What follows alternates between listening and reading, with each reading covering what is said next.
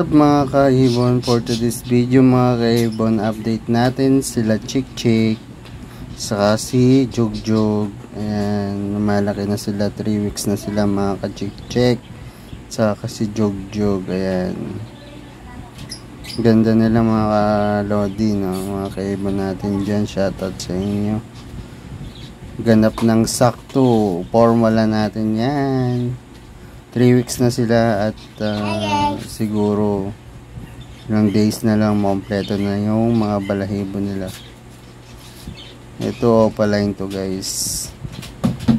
Ang ganda to, no? Violet. Ganda guys. Puting puti yung ulo tapos violet yung ano. Ito puro dilaw naman to. Tapos orange yung ulo guys. Yung mga painakay natin. Ito naman yung mga breeder natin guys. Itong dalawang breeder na to, meron na rin yung inakay, dalawa. Ayan guys, ewing naman to guys. Ito guys, meron din tayo 4 dito. Ayan, no, nakasilip. Ayan, harvest na rin natin yan. Meron din tayong personata dun guys sa taas at nangingitlog na rin.